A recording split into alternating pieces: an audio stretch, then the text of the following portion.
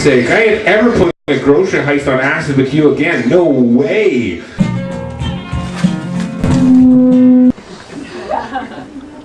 Anyway, I've flown into places on planes, but the cool thing about this is that I come in on the sitars. Yep. Good cue. You can't fit in there, said Patch in a loud whisper as Mosquito crouched on the baby seat of the shopping cart he pushed, trying to get his feet in. Mimicked Mosquito as he leaned over to grab a bunch of bananas from the fruit stand they rolled past. What's your problem?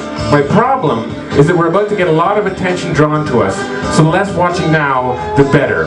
Patch nervously turned the cart down an aisle when he saw what looked like a manager eyeing them.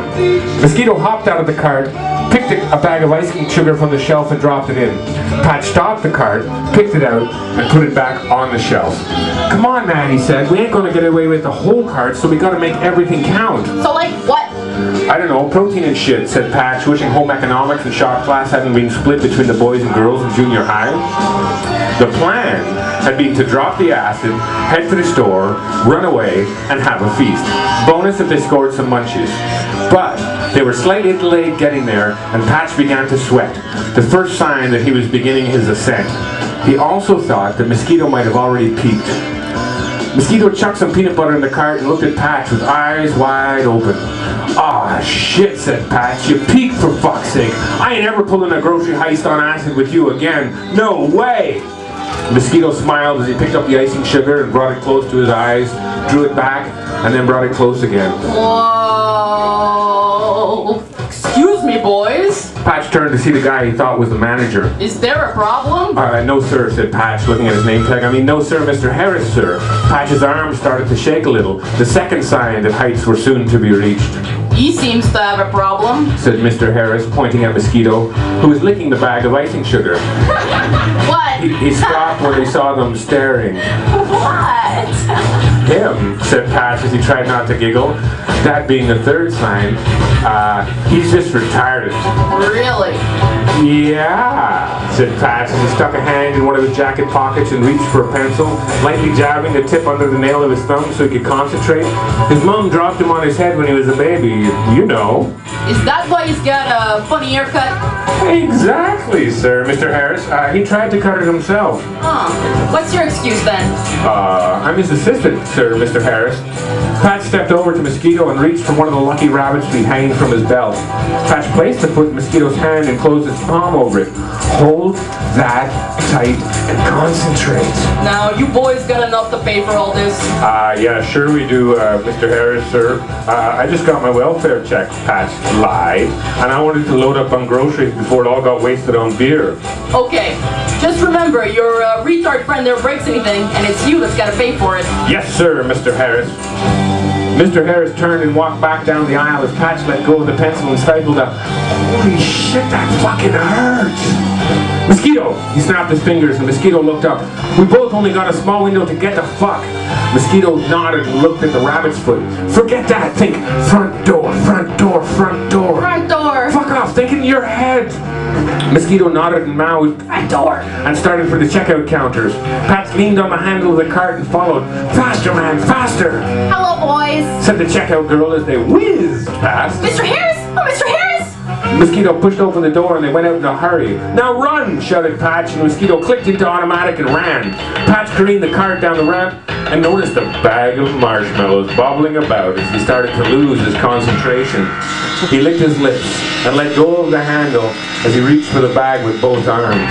But they were much farther away than he expected now that the acid had kicked in and his depth perception had moved to Mars. A cartwheel hit a pebble and upended itself, throwing Patch up and over the top, rolling onto the ground of the parking lot as he looked for the marshmallows among the spilled groceries. Rebecca looked up from behind the parked car when she heard the commotion and thought, "Oh, shit." as she said, "No!" At her command, Dean, Stan, and Jess jumped up from behind parked cars and ran with their hockey bags to the shopping cart. They started loading up and heard Mosquito shouting from down the street, "Out of my way, I'm coming through!" Hey! Hey, you kids! shouted Mr. Harris as he burst from his store. They all turned and spun, and he watched them run off in different directions. He didn't know who to chase and thought some of them might be still in the store. Patch ripped open the bag as he ran, shoving one into his mouth as he floated up and away on a cloud of fluffy white marshmallows. He laughed as he watched Mr. Harris take out a kerchief.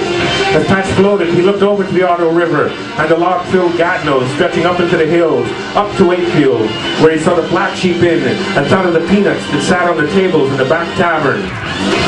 Back in the parking lot, Mr. Harris wiped his brow with his kerchief and wondered how he was going to explain this one to head office. Scene. Thank you very much. There's a minute left in the song if you want to dance. Dun, dun, dun. I gotta drink some beer.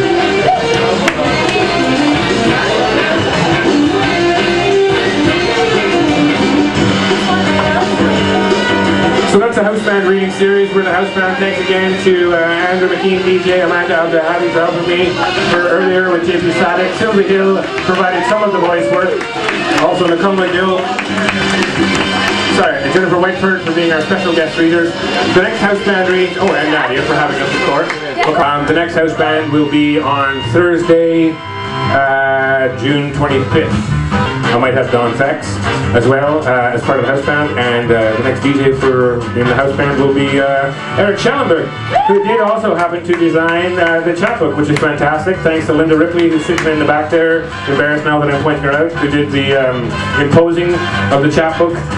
Scott Fairchild, who's sitting over there, getting antsy about going to the 50-man show because he took the photo that's on the front cover, and it is a time machine, but it is broken, and if you're wondering what it was, and that's why he's still here. Anyway, good night. Ross Ritter will be open for another half hour or so. If you have to go to other shows, fuck off.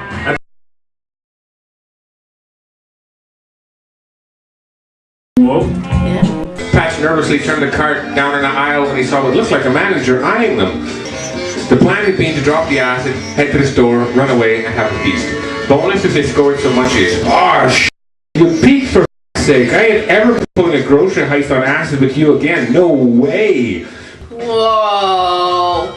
Excuse me, boys. Patch turned to see the guy he thought was the manager. Is there a problem? No, sir, said Patch, looking at his name tag. I mean, Mr. Harris, sir. He seems to have a problem, said Mr. Harris, pointing at Mosquito, who was licking the bag of icing sugar. He stopped when he saw them staring. What? Him, said Patch as he tried not to giggle. He's just retarded. Really? What's your excuse then?